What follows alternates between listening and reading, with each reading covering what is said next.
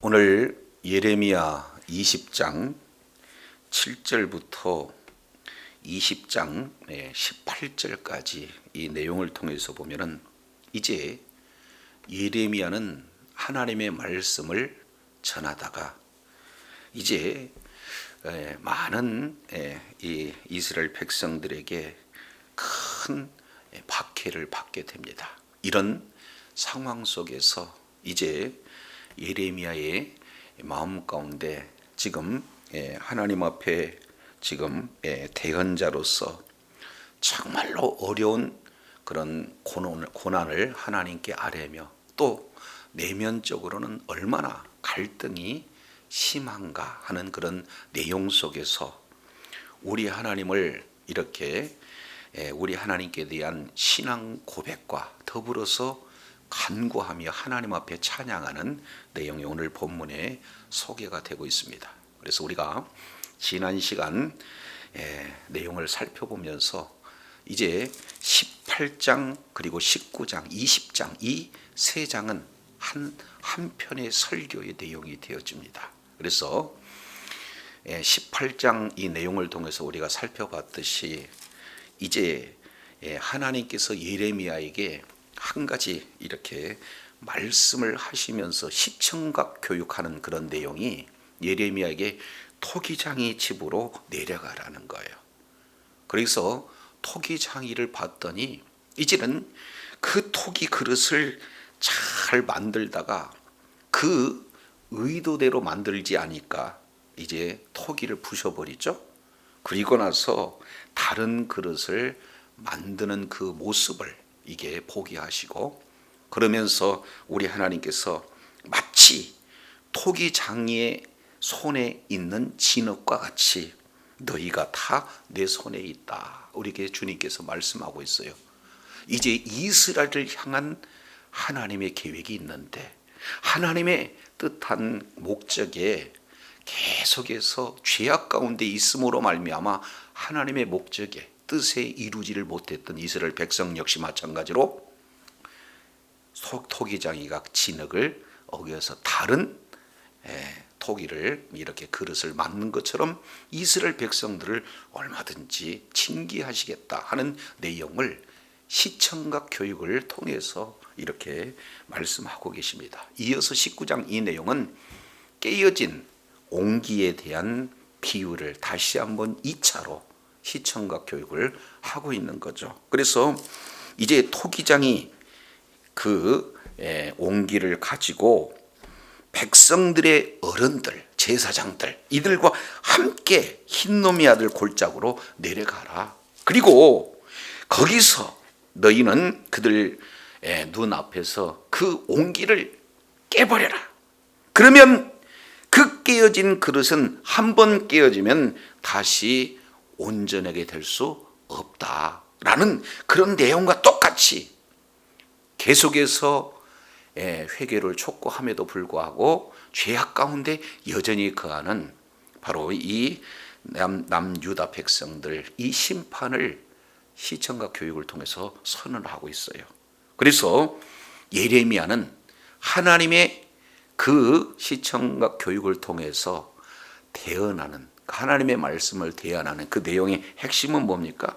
바로 이 예루살렘 심판, 멸망에 대한 내용들을 대언했어요. 자, 그러면은 이 말을 들었던 바로 20장 1절에 보니까 제사장 임멜의 아들 바스울이라고 하는 그런 자가 이 예레미야의 예언을 듣고 취하는 조치는 예레미야를 잡아다가 때렸어요. 여기서 때리는 것은 그냥 단순하게 때리는 게 아니라 율법에서 벗어난 그런 자에게 이렇게 매질을 하는 그 내용은 어떤 수준이냐? 40의 가만 한 대 이렇게 있으니까 약 39대를 때려요. 사람 사실은 거의 초죽음이 다 됩니다. 온 몸에 살점이 떨어지고 피투성이가 다 되는 그것이에요. 그리고 이어서 이제는 아예 착구를 채워서 감금해 두는 그런 내용이에요. 마치 이제 우리가 춘향전 이렇게 보면은 아예 그냥 도망가지 못하도록 착 찾고 채워서 꼼짝 못하게 하는 그런 내용이잖아요. 이렇게 예레미야가 하나님의 말씀을 대언하는데 그 대언의 내용이 바로 유다의 심판에 대한 내용이라고 해서 당시 지금 이 밧술이라고 하는 그런 자는 성전의 총감독, 그러니까 큰 이제 지도자다, 하나님의 말씀을 아는 자다, 그런 자임에도 불구하고 말씀을 대언하는 예레미야를 지금 뭐 하고 있습니까? 때리고 또 이렇게 착고에 채우는 그런 어떤 내용들을 볼 수가 있어요. 예레미야 사역을 방해하고 하나님의 말씀을 대언하는 일을 지금 방해하는 이런 엄청난 일이 자행되어지고 있는 것을 보게 됩니다. 그랬을 때 예레미야 선지자가 이제 밧술의 이름을 바꿔줘요. 이것은 하나님께서 예레미야에게 말씀하신 내용을 대언을 하죠. 마골 미사빕이다. 이제는 내 이름은 밧술이 아니라 마골 미사빕이라. 이렇게 지금 이름을 바꾸죠. 그러면 이 이름은 뭡니까? 한마디로 본다면은 평화, 자유라는 그런 이미지가 모든 사방으로부터의 두려움, 이렇게 이름을 바꿔주는 거예요. 자, 그러면서 이제 크게 바벨론으로 이렇게 포로로 끌려갈 때 너희들은 바벨론으로 끌려가서 그곳에서 죽는다라는 이 예언을 지금 말하고 있는 내용이에요. 이것이 지난 시간까지 우리가 살펴본 내용입니다. 자, 그렇다면 오늘 본문 내용을 통해서 이제 예레미야 선지자의 심령 가운데 큰 하나의 이제 의문점이 생기는 거예요. 심한 내적인 갈등이 찾아오게 되는 것을 볼 수가 있어요. 자, 먼저 9절 한번 보실까요? 8절 되죠? 8절 내가 말할 때마다 외치며 파멸과 멸망으로 선포함으로 여호와의 말씀으로 말미암아 내가 종일토록 치욕과 모욕거리가 됨이니라. 그럼 지금 예레미야는 날마다 말하고 날마다 선포하는 것은 크게 두 가지, 파멸을 말하고 멸망을 말했다. 그러니 파멸과 멸망의 말을 들었던 종교 지도자들 그리고 이스라엘의 모든 백성들은 그것 때문에 이제 예레미야를 때리고 예레미야를 이렇게 착고에 채워서 가두고 이런 어떤 내용들로 이제 큰 치욕을 당하고 여러 가지 많은 모욕거리가 되었다라는 이 내용이에요. 그러면 예레미야 마음 가운데는 이제 두 가지죠. 하나는 말씀을 전하면 박해가 있고, 이것은 눈에 보는 현실로 그대로 나타나잖아요. 동시에 하나님께서 예레미야에게 주신 사명이 있고, 그래서 박해받는 환경과 그리고 하나님께서 예레미야를 향한 그 소명 그 사이에 심한 갈등이 지금 이렇게 나타나고 있는 것을 보게 되어져요. 그러면서 9절 우리가 이미 읽어봤죠. 내가 다시는 여호와를 선포하지 않겠다. 그 이름으로 말하지 않겠다. 그러면 결국 하나님께서 예레미야를 뭘로 부르셨습니까? 선지자로 불렀잖아요. 선지자는 뭘 하는 자입니까? 하나님의 말씀을 대언하는 자예요. 그러니까 나는 하나님께서 부르신 그 선지자의 직분을 내려놓고자 합니다. 그러한 이제 소명, 그러한 선지자의 직분을 감당하지 못했다고 포기하는 그런 갈등이 이제 삶의 현장 속에서 그대로 지금 묻어나고 있는 그런 상황이에요. 자, 그랬을 때 이제 굉장히 중요한 내용이 그 속에서 나타나죠. 9절 하반절 내용을 보니까 뭐라고 말씀하고 있습니까? 9절 하반절에 나의 마음이 불붙는 것 같아서 골수에 사무쳤다. 그러니 답답하여 견딜 수가 없다. 나가면 이제 죄악 가운데 있는 그러한 유다 백성들을 향해서 파멸과 심판을 전할 수밖에 없고, 그리고 그런 심판의 메시지를 전하면 반드시 따라온 것은 이제 매맞음과 갇힘, 이런 여러 가지 핍박이 찾아와. 그래서 이제 더 이상 나는 전하지 않겠다 그러면은 그보다도 더 큰 힘든 내용은 뭐예요? 마음 가운데 불이 붙어서 아주 견딜 수가 없는 예레미야의 마음을 그대로 지금 나타내고 있는 것을 보게 되어져요. 자, 그러면 이 속에서 크게 이제 지금 어려움을, 말씀을 증거하는데 그런 어려움을 이렇게 나타내고 있는 몇 가지 예를 지금 이렇게 설명을 하고 있습니다. 자, 그러면은 이 예레미야 선지자 가운데 그 내면의 그 갈등, 이 속에서 어떤 것이 가장 큰 문제가 되어지는 건가, 이 내용을 크게 세 가지 내용으로 우리가 살펴볼 수가 있습니다. 첫 번째 7절 우리 한번 보시겠습니다. 여호와여, 주께서 나를 권유하심으로 내가 뭐를 받았다 그랬어요? 권유를 받았다. 이게 조금 어려운 표현입니다. 왜 그러냐면 여기서 권유를 받았다 하는 내용은 파타라는 단어를 써요. 파타. 왜 그러냐면 이 내용은 속이다 또는 유혹하다라는 그런 뜻을 가지고 있습니다. 그러니까 이제 열왕기상 22장 이 내용을 통해서 보면은 이제 악한 영이 속여서 마음을 유혹하고 속이는 그런 장면에 쓰여지는 단어입니다. 그러니까 이제 하나님께서 예레미야를 속였다. 그래서 내가 바로 하나님의 그 속임수에 넘어갔다.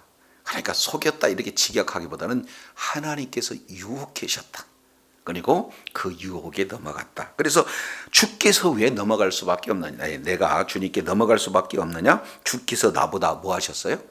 강하시기 때문에 나를 이기셨다. 그래서 예레미야는 이제 어려운 고난 고통 속에 있다가 보니까 마치 하나님께 내가 속았다는 그런 느낌을 지금 갖고 있는 거예요.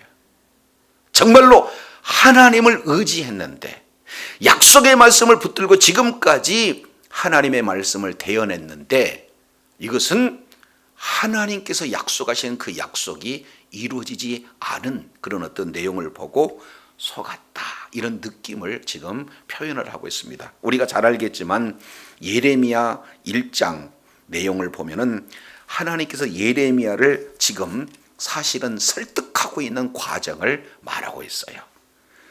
자, 1장 5절 내용을 통해서 보니까 내가 너를 모태에서 짓기 전에 너를 알았다. 그리고 내가 배에서 나오기 전에 너를 구별하였다. 그래서 너를 열방의 선지자로 세웠다. 예레미야에게 지금 하나님께서 선지자에 대한 그런 소명을 지금 말씀을 하고 있잖아요. 그랬을 때 예레미야는 나는 아이입니다. 말할 줄도 모릅니다. 거부했어요. 그랬을 때 우리 하나님은 포기하지 않고 다시 예레미야를 설득하는데 7절 내용을 보니까 너는 아이라고 하지 마라. 내가 너를 누구에게 보내든지 너는 가고 내가 네게 무엇을 말하든지 말하면 이게 말만 하면 된다. 그리고 두려울 이유가 없는 것은 내가 너와 함께하여 어떤 상황이 된다 할지라도 뭐 해야겠다?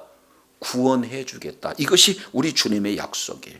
말 못한다고 그러니까 아예 네 입에다가 내 말을 넣어서 네가 말하면 네 말에 권세와 능력이 있어서 뽑기도 하고 파괴하기도 하고 파멸하기도 넘어뜨리기도 하지만 반대로 건설하기도 하고 심게 하는 아주 권세 있는 능력의 그런 어떤 권위를 우리 하나님께서 보장해 주신다는 것. 이것이 예레미야를 설득할 때 하나님께서 약속하신 내용이거든요. 그 뒤에 18절 내용을 보니까 보라, 내가 오늘 너로 그 온 땅과 유다 왕들과 그 지도자들과 그 제사장들과 그 백성 앞에서 1번 견고한 성읍이 되게 하고 쇠기둥처럼 되게 하고 노성벽처럼 되게 한다. 그러니 너를 치거나 너를 이길 자가 없다. 이유는 내가 너와 함께하기 때문에, 함께한 내가 너를 구원하기 때문에 그렇다.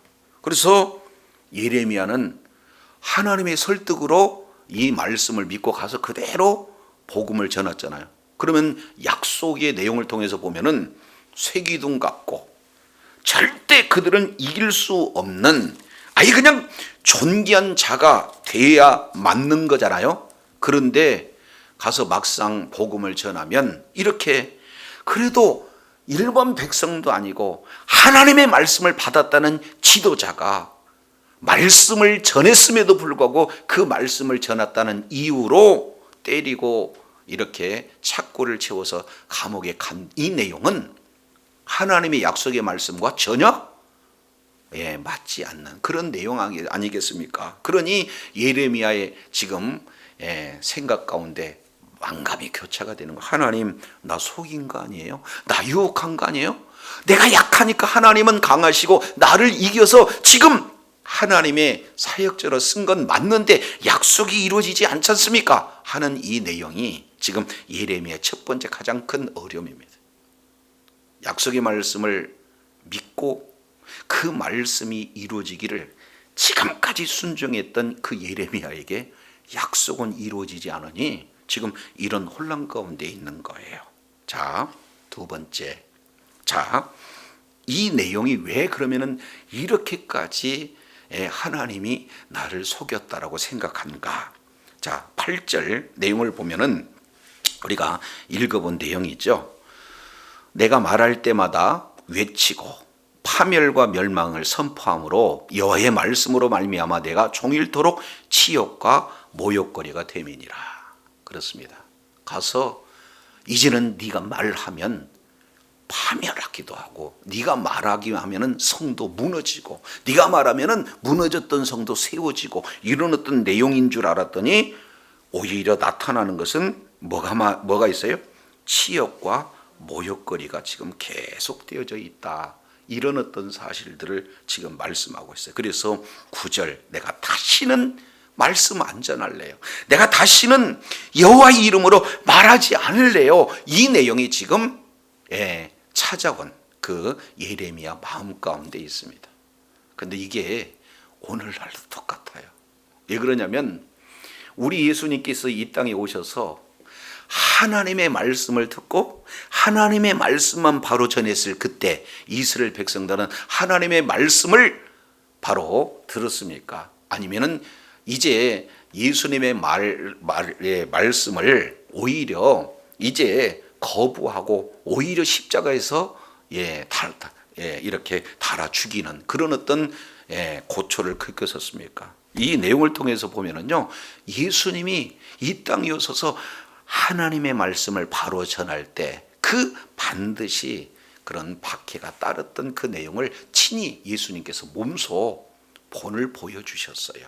그래서 훗날 사도 바울은요, 사도행전 16장 가서 복음을 전하고 악귀에 들린 그 여인의 그런 어떤 그런 얽매여 있던 그곳에서 자유를 풀어주잖아요. 악한 영을 쫓아내므로 자유를 이렇게 누리게 하잖아요. 그런데 역시 채찍에 맞고 착고에 채워서 깊은 지하 감옥에 갇혔던 사도 바울의 모습들을 보게 됩니다. 자, 그래서 우리 한 군데 찾아보죠. 디모데 후서 이 내용을 통해서 보면은 사도 바울이 이제 이렇게 표현해요.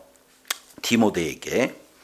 자, 디모데 후서 3장 10절에 나의 교훈과 행실과 의향과 믿음과 오래 참음과 사랑과 인내와 핍박과 고난과 또한 안디옥과 이고니온과 루스드라에서 당한 일과 어떠한 박해 받는 것을 내가 과연 보고 알았거니와 주께서 이 모든 것에 나를 건졌느니라. 무릇 그리스도 예수 안에서 경건하게 살고 하는 자에게는 반드시 뭐가 있다는 거예요? 그렇습니다. 박해가 있다. 사도 바울도 알았어요. 사도 바울도 하나님의 말씀을 그대로 대언했을 때 이제 유대인들은 그 말씀을 그대로 받는 것이 아니라 오히려 사도 바울을 이제 먼 곳까지 그런 비류들을 이렇게 보내서 돌로 쳐 죽이까지 하는 그런 어떤 큰 박해를 받았던 것을 너도 보았다. 그리고 누구에게나 경건하게 살고자 하는 자, 하나님의 말씀만 바로 증거하는 그런 자에게는 이런 박해가 이렇게 따르게 된다라는 사실을 볼 수가 있어요. 그래서 초대교회 성도들이 그랬고 그 대표적으로 사도 바울이 그랬고 예수님이 그랬어요. 지금 구약 성경에 이 일을 누가 겪고 있습니까? 예레미야가 겪고 있어요. 저도 여러분도 이제 가만히 입 다물고 내 신앙 지키고 와서 예배당에 와서 예배 드린다 그러면 누구 시비 걸을 사람 없습니다.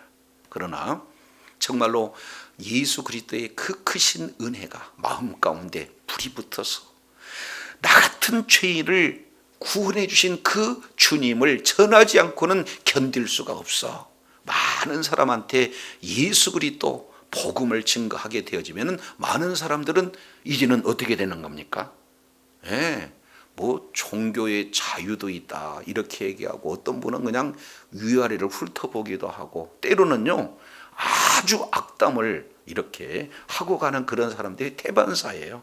그렇지 않습니까? 그러니까 오늘날도 정말로 하나님의 말씀대로 순종해서 예수 그리스도다, 바로 내 주님이 예수님이다라고 고백하는 그 순간 학생이면 학생, 직장이면 직장, 모든 생업터에서 이런 박해의 내용은 오늘 말씀대로 경건하게 살고 하자는 그런 자에게는 뭐예요? 박해가 당연히 따른다는 사실을 성경은 말씀을 하고 있어요.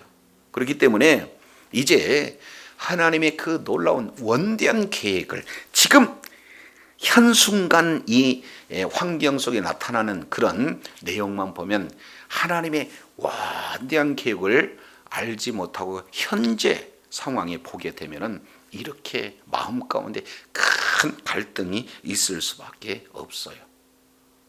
그래서 왜 하나님이 나를 속이셨습니까? 라고 이렇게 고백할 수밖에 없는 그런 지경에 왜 이르는가? 이것은 이제 박해와 그러한 사명을 감당하는 그런 내용 가운데 큰 계리가 있었음을 살펴볼 수가 있어요.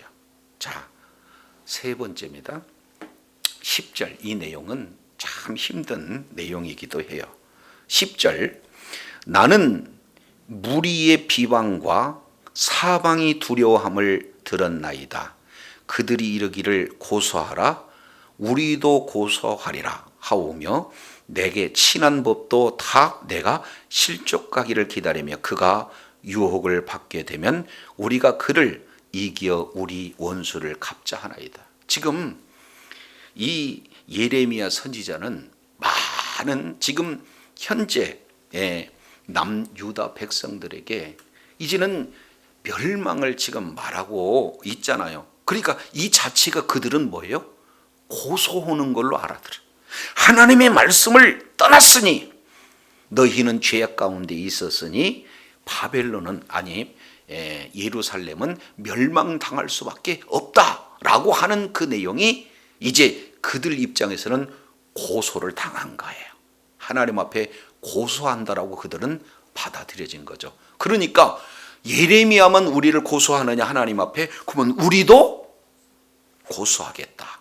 이제 맞고소하자 하는 그런 내용인데 그들 중에는 누가 거기에 포함이 되어 있느냐?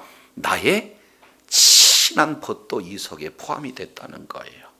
그런데 더더욱 심각한 그 내용은 나의 친한 벗도 포함된 그들은 내가 뭐 하기를 지금 기다리고 있습니까?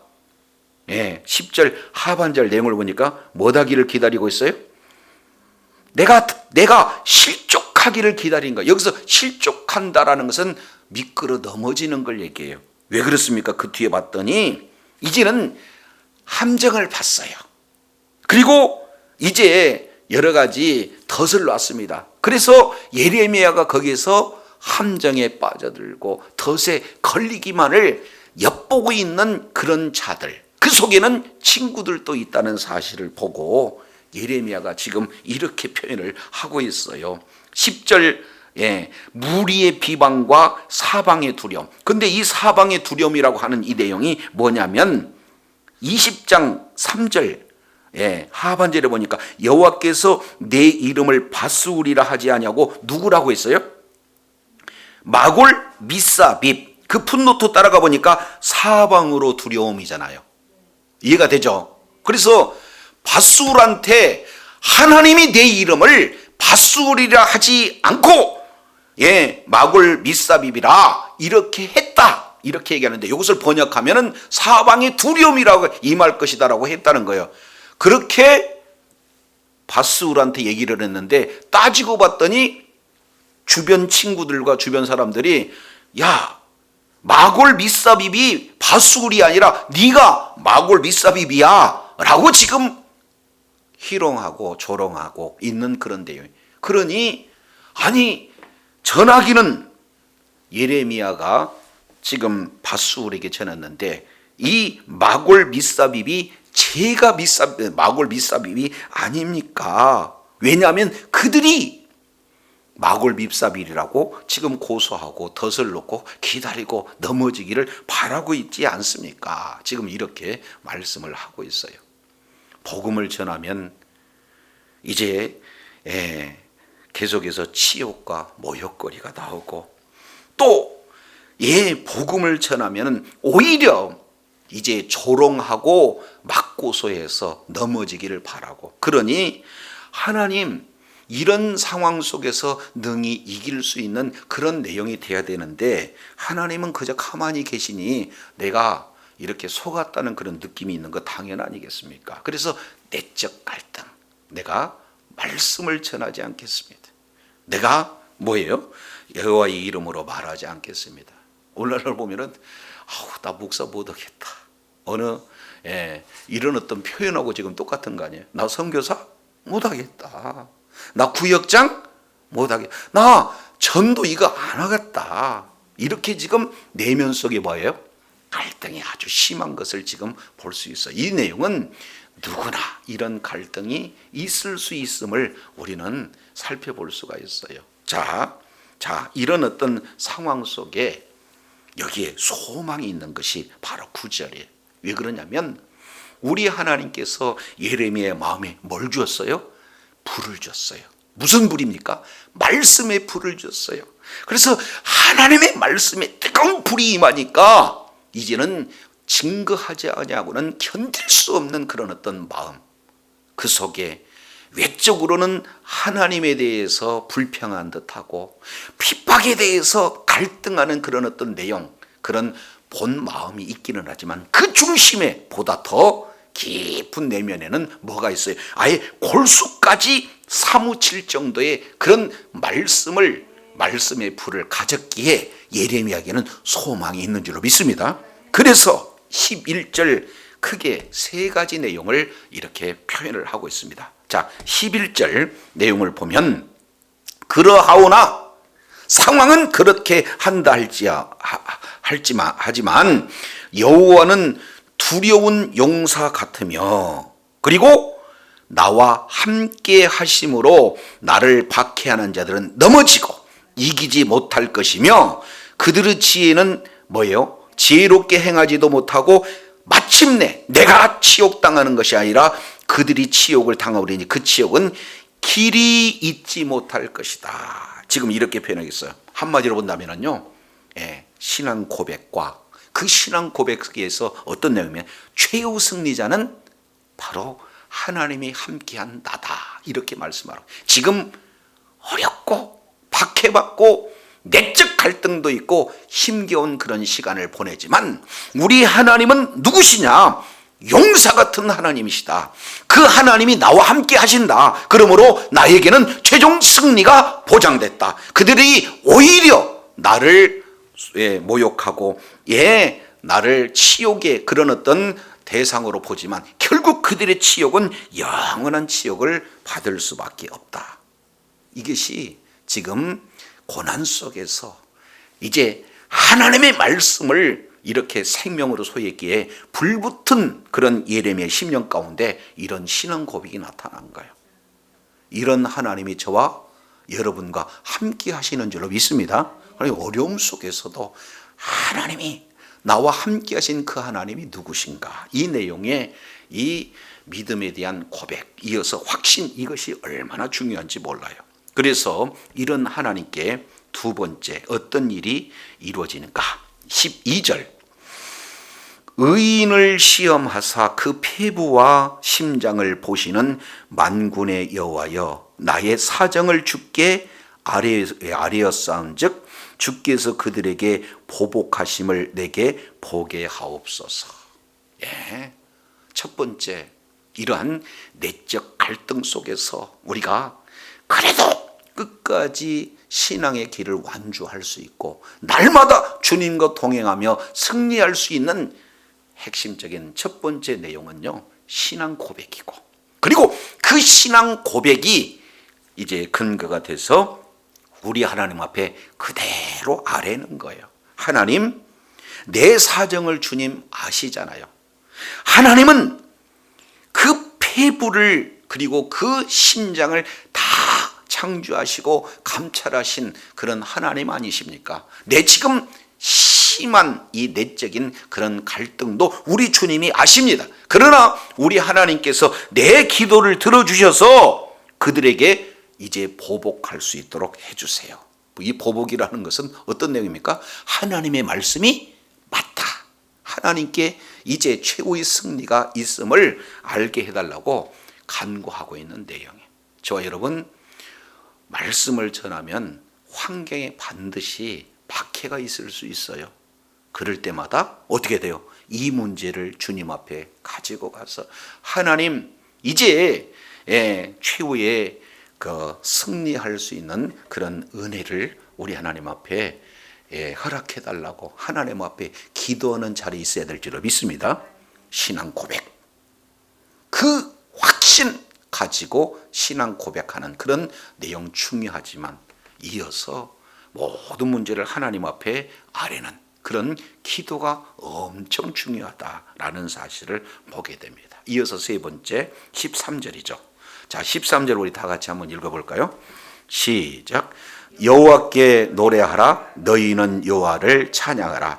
가난한 자의 생명을 행악자의 손에서 구원하였습니다. 여기서 가난한 자의 생명은 누굽니까? 지금 현재 자기 자신이 죽을 수 있는 환경에 놓여 있지만 우리 하나님께서 나를 건져주셨다라는 사실을 알고 이제 신앙 고백하고 하나님 앞에 간구하고 반드시 우리 하나님은 기도를 들어주셔서 구원해 주시는 그런 하나님을 이렇게 경험하고 이제 하나님 앞에 뭐라는 거예요?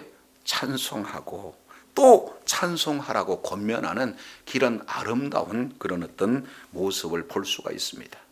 어려움 속에서 이제 우리 하나님께 기도하고 응답을 받는 그런 어떤 자는 반드시 하나님을 이렇게 찬양할 수밖에 없는 그런 내용이에요. 근데 그 다음에 조금 우리가 이해할 수 없는 것은 여기까지 하면은 내용이 무척 좋아요. 그잖아요. 하나님께서 나는 하기 싫은데 나를 불러주셨잖아요. 그리고 불러주실 때 약속했잖아요. 그러면 약속을 지켜야 되는데 지금 약속이 안 지켜지고 있네요. 복음을 전하면은 능히 이길 수 있는 권세도 능력도 주신다고 했는데 이렇게 살이 찢어지고 피가 흐르고 이런 고난 고통 가운데 있는 이 내용이 도대체 뭡니까? 그런 속에서 모욕받는 것은 어느 정도 참을 수 있는데 내 가까운 친구들마저 배반하고 내 이렇게 잘못된 것을 숨어서 기다리고 또 잘못된 것을 이렇게 바라보고 있는 이런 모습은 너무도 힘들어요 하면서 이 문제는 바로 우리 하나님께서 구원해 주실 문제다. 그래서 하나님에 대한 신앙 고백과 더불어서 하나님 앞에 기도하고 하나님께서 응답으로 구원해 주시는 그런 모든 내용으로 하나님을 찬양하자, 하나님께 영광 돌리자. 여러분도 찬양하기를 바랍니다. 여기까지 하면 얼마나 좋냐 그 말이에요. 그런데 14절부터 18절까지는 여기에 마지막 어찌하여 라는 이 단어가 나와요. 내 생일이 저주받았더라면, 나의 어머니가 나를 낳던 날에 복이 없었더라면, 나의 아버지 소식을 전하여 이르기를 당신이 등나무였다 하여 아버지를 즐겁게 하던 자가 저주를 받았더라면, 그 사람은 여호와께서 무너뜨리고 후회하지 아니할 성읍까지 되었더라면, 그리고 그가 아침에 부르짖는 소리, 낮에 떠드는 소리를 듣게 하지 않았더라면 무엇을 것이다? 좋았을 것이다. 5번. 뭐뭐했더라면 계속해서 이렇게 말씀하고 있어요. 한마디로 나 죽었더라면, 태어나지 않았더라면 얼마나 좋았을까. 굉장한 지금 고뇌를 하고 있는 것을 보게 되어져요. 그러면서 17절 보실까요? 이는 왜 이렇게 되느냐? 그가 나를 태에서 죽이지 아니하였으며 나의 어머니를 내 무덤이 되게 않게 하셨으며 그 배가 부른 채로 항상 잊지 않으신 까닭이로다. 그러니까 아예 어머니 뱃속에서 나오지 않았으면, 죽었더라면 이렇게 큰 고난 가운데 있지 않았을 것인가 하는 그런 내용을 이렇게 말하고 있어요. 그러면서 마지막 이런 표현이에요. 18절. 어찌하여. 여기가 자 히브리인들의 이 어찌하여 가장 큰 애통을 지금 표현을 하고 있는 것을 보죠. 내가 태에서 나왔어. 고생과 슬픔을 보며 나의 날들을 부끄러움으로 보내는고 하니라. 그러면 크게 두 가지죠. 이제 첫 번째 내용은 출생의 문제, 그리고 두 번째 태어나서 이제 모든 삶을 살아가면서 만나는 문제, 이 내용입니다. 그래서 이제 지금 어디로 와서 무엇을 하다가 어디로 가는가 하는 내용, 가장 인간의 본질적인 지금 질문을 하고 있는 것을 보게 되어져요. 그렇지 않습니까? 근데 이 내용을 보면은 이 예레미야가 상당히 사실은 아주 그냥 신학이 툭 떨어지는 그런 어떤 모습처럼 이렇게 말씀을 하고 있어요. 그래서 많은 학자들은요, 요거 순서가 바뀌어버렸다, 지금 이렇게까지 표현할 정도예요. 왜? 하나님을 찬양하던 자가 갑자기 자기 생일을 저주하는 것으로 아주 낙담하는 그런 내용으로 마무리를 짓기 때문에 문장이 연결이 되지 않기 때문에 그렇습니다. 근데 이것을 가만히 살펴보면은요, 자, 여기에 하나님을 원망하는 내용이 없어요. 그리고 이 속에 부모님을 원망하는 내용이 없어요. 그리고 정말로 가장 본질적인 내면 속에서 나의 진정한 지금 현재 내가 왜 이제 존재하고 있는가 하는 가장 본질적인 그 질문을 누구에게 하고 있느냐? 하나님께 지금 하고 있는 것을 보게 돼요. 이거 굉장히 중요합니다. 왜 그러냐면요, 이 예레미야 선지자, 그 이전에 세 가지 우리 주님께서 예레미야에게 요구하잖아요. 잔치집 가지 마라. 또 뭐예요? 상가집도 가지 마라. 그리고 또 결혼해서 아이도 낳지 마라. 결혼도 하지 마라.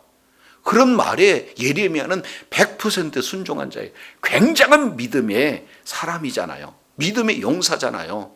그리고 많은 자들에게 그렇게 복음을 전했을 때 이제 단 한 사람도 돌아오지 않는 그런 상황 속에서도 꿋꿋이 말씀을 전했던 믿음의 용장이에요. 자, 그래서 마태복음 16장 이 내용을 통해서 보면은 예수님이 이렇게까지 표현하죠. 자, 이제 예수님의 제자들에게 질문합니다. 사람들은 나를 누구라고 말하더냐라고 했을 때 사람들은 어떤 사람은 세례 요한이라고 하고 또 어떤 사람은 예레미야라고 하고 어떤 사람은 선지자 중에 하나라더이다 이렇게 표현하잖아요. 그 중에 나타나는 사람이 누굽니까? 예레미야. 그만큼 예레미야를 예수님의 지금 현재 사역을 보고 많은 사람들은 예레미야와 같다라고 할 정도로 예수님과 비견될 그런 존귀한 존재가 누구예요? 예레미야다 그 말이죠.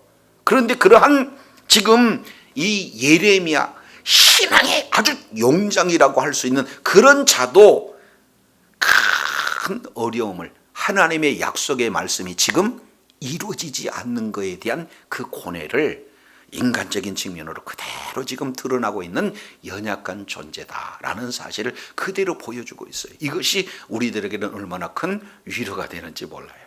근데 구약 성경, 신약 성경 여러 군데 이렇게 기록이 되고 있습니다. 우리가 잘 알고 있는 내용을 보면은 엘리야 선지자, 이제 갈멜산에서 850대 1 영적 전투에서 승리하고 그의 그런 어떤 기도의 능력자 엘리야 선지자를 우리가 살펴볼 수가 있잖아요. 근데 그 뒤에 19장 1절 이하 내용을 통해서 살펴보면은 이세벨이 내가 너를 죽이지 아니하고는 내가 저주를 받을 것이다 이렇게 얘기를 전해듣던 이 엘리야 선지자는 19장 4절에 하나님 앞에 뭐라고 그래요?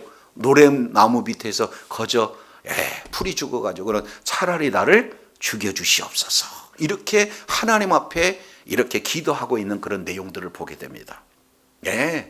이것은 이 예레미야뿐만 아니라 그런 엘리야 선지자도 그랬어요. 그리고 요나 역시 마찬가지로 보통 사람이 아닙니다. 요나 그잖아요. 하나님 앞에 그렇게 철저하게 대드는 그런 선지자가 없어요. 그래서 하나님 앞에 이제 회개하는 장면이 물고기 뱃속에서 회개하잖아. 다시 한번 기회를 주시라고. 그러면서 이제 요나서 4장 3절, 요나서 4장 8절 이 내용을 통해서 보면은 이제 자기 고집대로 자기 뜻대로 되지 않았다 해가지고 하나님 앞에 기도하는 내용에 차라리 죽는 게 좋사오니 이렇게 기도했던 자가 요나입니다. 이거 굉장히 심각한 문제. 자, 근데 더더욱 놀라운 것은요, 마태복음 27장 46절 내용을 보면은 이렇게 돼요.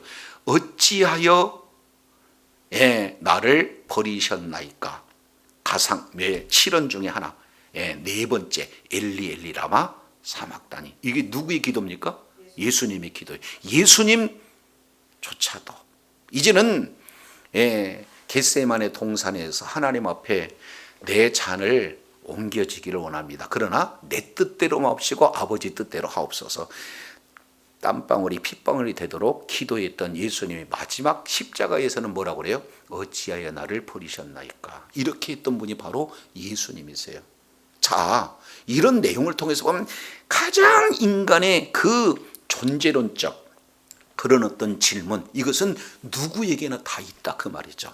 그렇지 않습니까? 그래서 이 세상에는 의인도 없고 한 사람도 의인이 없다라고 사도 바울은 로마서 3장 9절 이하 내용에서 이렇게 말씀을 하고 있잖아요. 자, 그러면 이제 이런 용장도 이렇게 근원적으로 마음에 큰 내적 갈등이 있구나 이런 사실을 볼 수가 있습니다. 자, 근데 이것을 히브리인의 관점으로 이걸 보면은 이 문제를 조금 더 해석할 수 있어요. 왜 그러냐면 자 보세요. 7절부터 10절까지 이 내용은 바로 이 내적 갈등을 겪고 있는 구체적인 내용.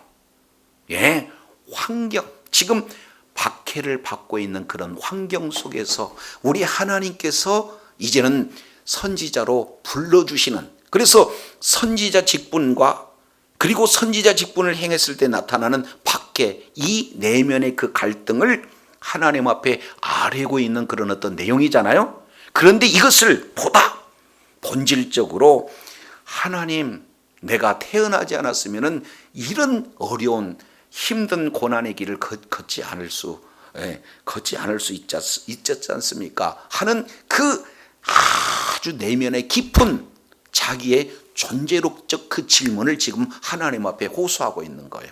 자, 그러면은 이제 저를 잠깐 보세요.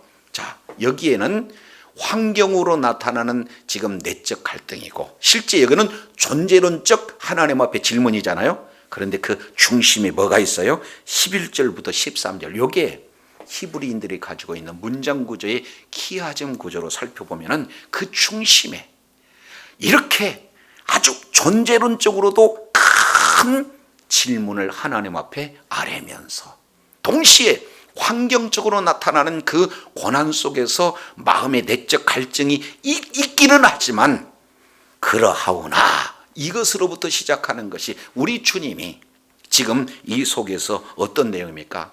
우리 하나님께서는 사람 생각과 하나님의 생각과 다르다는 거예요. 그래서 이사야 55장 이 내용을 통해서 살펴보면은 하나님의 생각이 이제 사람 생각과 차이가 많다는 거예요. 그래서 오늘 내면을 자세히 살펴보면은 지금 나는 태어나지 않았더라면 하고 이 예레미야는 존재론적 그 질문을 우리 하나님 앞에 하고 있지만, 선지자로 택했을 때는 뭐예요? 모태에서 짓기도 전에 우리 주님이 부르셨다는 거예요. 저와 여러분, 바로 에베소서 1장 3절 이하 내용을 보면은 창세 전에 저와 여러분을 택하신 분이 바로 주님이신 줄로 믿습니다. 그러니까 하나님의 그 원대한 구원 계획을 우리는 다 알 수가 없어요. 그러니까 잠시 잠깐 나타나는 현상 보고 이렇게 우리는 언제든지 이렇게 존재론적인 그런 갈등과, 그리고 이 속에서 나타나고 있는 여러 가지 존재론적 질문을 할 수밖에 없는 그런 존재인데, 오늘 예레미야 선지자는 이렇게 얘기해요. 그럼에도 불구하고 하나님께서는 나와 함께 하신 분이다. 그리고 마침내 우리 주님이 함께 하시면은 지금 어렵고 힘들지만 반드시 최후의 승리를 가져다 주실 분이 바로 주님이시다라는 이런 신앙 고백, 이런 고백이 저와 여러분의 고백이 되어야 될 줄로 믿습니다. 고백을 넘어서 이제는 그 고백되어지는 우리 하나님 앞에 우리가 이 모든 문제를 진솔하게 가지고, 이런 생각하는 것이 나쁜 게 아니다 그 말이죠. 이런 내적 갈등하고 있는 것이 나쁜 게 아니다 그 말이죠. 이 내용을 가지고 주님 앞에 간구할 때 우리 주님께서는 들어주신 줄로 믿습니다. 그러면 들어주시는 응답으로만 만족하는 것이 아니라 그런 하나님을 찬양하며, 그런 하나님을 너희도 찬양할 것을 바로 증거하여 많은 영혼을 정말로 살아계신 주님의 그런 품으로 인도하고 주의 뜻을 이루며 주님 앞에 존귀하겠음 받는 복된 자리에 저와 여러분이 있어야 될 줄로 믿습니다. 기도하겠습니다. 하나님 아버지, 예레미야 선지자는 말씀을 전하면 박해를 받고, 또 그 말씀을 전하는 것이 바로 진리를 전할 때에 박해를 받을 수밖에 없는 그런 어떤 현실 속에서, 더 나아가 이제는 많은 자들이 오히려 조롱하고, 그리고 그 중에는 친구들까지 함정을 파서 엿보고 기다리며 넘어지기를 고대하는 그런 현실 속을 살펴보면서, 하나님 부르실 때의 그 약속이 그대로 이루어지지 않지 않습니까 하고 오히려 하나님 앞에 지금 근원적인 질문을 하고 있는 그런 내용입니다. 그럼에도 불구하고 우리 주님께서 그 중심에 이제는 하나님의 말씀을 불붙듯이 붙여주심으로 말미암아 이제는 귀한 이제 신앙을 완전히 버리지 않고 하나님 앞에 이 문제를 가지고 나가서 먼저 하나님이 함께 하신 주님을 고백, 최종적인 승리자가 바로 주님께서 최후의 승리자가 되게 하셨다는 그런 아버지 하나님의 고백과 확신을 가지고 하나님 앞에 이제 모든 어려움 속에서 구원해 달라고 하나님 앞에 간구할 뿐만 아니라, 우리 하나님께서 그 어려움 속에서 구원하시는 주님을 찬양하고 동시에 많은 자들에게 주님 앞에 찬양할 수 있는 그런 내용은 바로 가장 본질적인 내가 이제 어디로 왔으며 무엇을 하다가 어디로 갈 것인가, 존재론적 그런 어떤 질문 속에서 모든 해답이 바로 주님인 것을 다시 한번 고백한 이 예레미야의 그런 어떤 모습을 신앙 고백과 간구와 그리고 하나님 앞에 올려드리는 찬송의 삶이 우리들의 이제 삶 속에 그대로 적용돼서 이제 환경 보고 낙심하거나 본질적인 그런 어떤 큰 고난 속에서도 이제 우리 하나님께서 나를 왜 이 땅에서 이렇게 보내셨는가, 어떤 사명을 감당하게 하시게 하셨는가 하는 본질적인 질문 앞에 해답이 바로 주님에 있고, 주님 앞에 신앙 고백과 더불어 하나님 앞에 기도하고 찬송으로 영광 돌리는 복된 삶으로 날마다 최후의 승리자가 되어 주님께 영광 돌리는 주의 사랑하는 자녀들 다 되게 하여 주옵소서. 감사드리며 우리 구주 예수님 이름으로 기도드립니다. 아멘.